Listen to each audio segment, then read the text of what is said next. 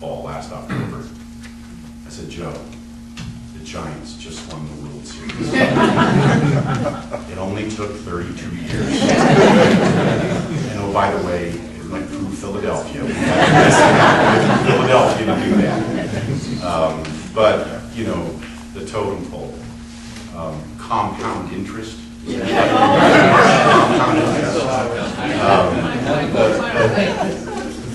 The amazing projects. Was there ever a better project man? With his stalwart Uncle Jim right there helping all the way. The two of you guys, the three of you guys, what a great team you guys were. But Joe especially came out and often just helped us so immensely, and with his great spirit and his undying love of our family and us, I'll never forget him. And I was fortunate. I got to travel with him a lot the last 10 years, so we had a blast. But his special mentoring of the Jordan boys will never be forgotten. So, thanks. Lisa already talked about the trip that I got to make with her and my mom and Papa Joe to Europe.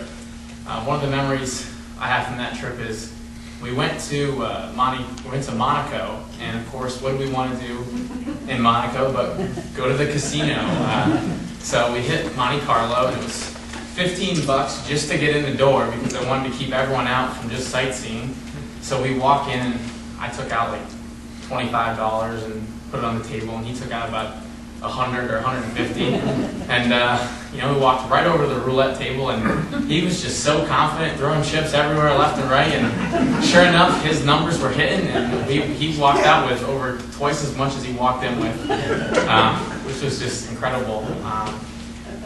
But more importantly than having fun with all those, it was just the times of, I think, doing work all around the yard and then finishing up the day and getting some Slurpees at 7-Eleven, that I really knew that he just loved us, and we had a great time together. And he was just the most patriotic man, and the person who loved our country the most of anyone I've ever met. I've never met someone who put together a memorial like he did. I just always thought that was people in politics or just organizations that put that stuff together, but to see him do the things he did was incredible. So I'll never forget that. He's had an impact on us.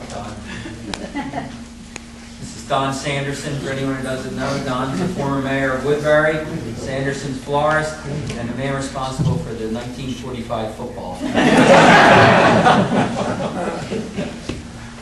Thank you, Cody. It's certainly a pleasure to be here for an old friend. Most of the stories that I would like to tell you are X-rated, and I can't tell you. Because Joey was a lot of fun to be with. He would pick me up in the old two-door Ford 1944. You never had to worry about your daughter getting in the back seat because it was always filled with shovels, water shovel, everything you could think of, because they used it during the day as well. As you heard, Joe and I played on the 1945 championship team. We were #1 in South Jersey. We were #2 in the entire state of New Jersey. Joe was also one of the few all-state players in the history of 100 years of Woodbury football. I've always been a pleasure to know Joe because he was a loyal friend to me. One thing I liked about Joe, if he was your friend, right or wrong, he stuck right by you. He was a super guy that way, and I enjoyed Joe. He would come into my place at least once a week, tell a joke, and then walk right out the door. And he was just amazing. In high school, you heard him say about his great memory. He had a great memory. I don't know how he accomplished that, but he did a skit that everybody liked up there, was Casey at the Bat. He not only could recite the entire poem, but he could act it out as well. It was really an amazing thing. But in his football prowess, one of the things we always kidded him about was one of the Paulsburg games, when we had our back to our own goal line, we had to punt, and I told Joe in the huddle, now Joe, make sure that you center the ball properly, and he sure did. He centered it over at least 10 feet over the putter in the back. Not only did it go high, it went right between the goal post and it scored 2 points in the ball score.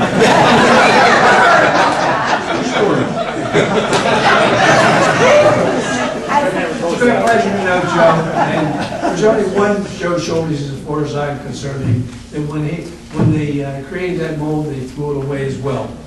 One of the things that I've always liked about him is this: what he did for somebody, he never really wanted to be lionized. He never wanted to be praised for what he did. He was a very humble man.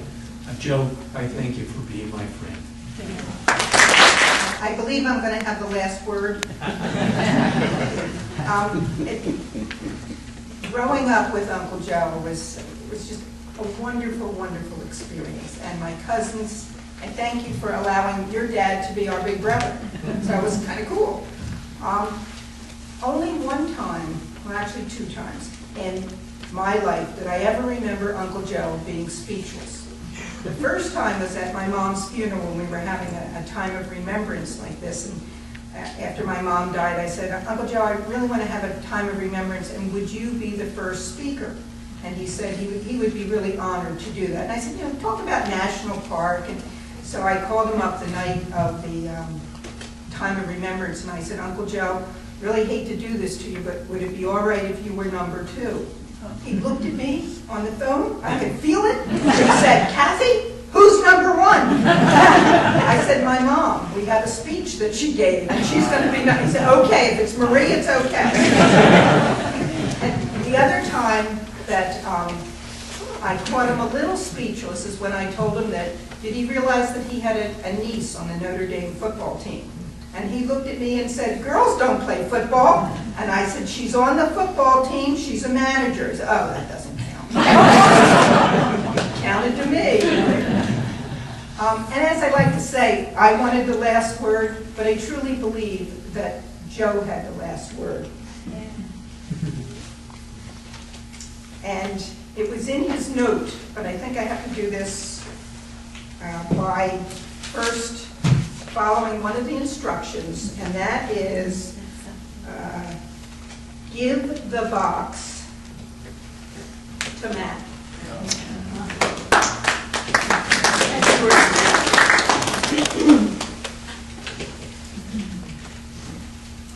And in Joe's own words, he said at the end, thanks, goodbye, JBS.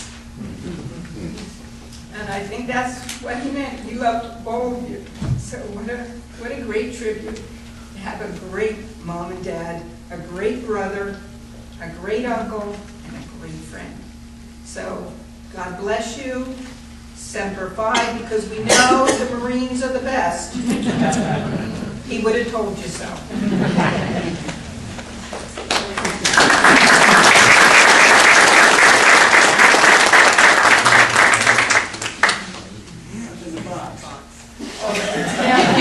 You know why Matt has the box? Because Matt always said that as soon as Dad died, he was going to get a dump truck and just push everything from his study out there. So he figured that's already been done, and this is what's left.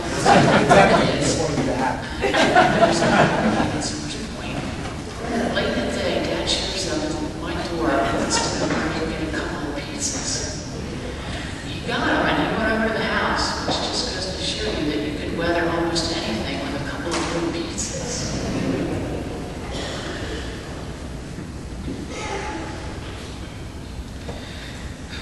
My dad wasn't perfect. He would be the first to admit it. But my goodness, he was a special guy. He was loving to his family and friends. He was kind to total strangers on a regular basis. He was supportive to those who needed support, forgiving, like his faith taught him to be. And maybe what I'll miss the most, his eagerness to enjoy life, find the funny moments, and capitalize on the quality time. I was the one who was with him when he paid for 100 cars to pass through a toll booth on a small seashore town bridge. I thought he was a nut. I watched him pick up the restaurant tab of total strangers many times. When I was heartbroken and sad, he went out and found with us And again,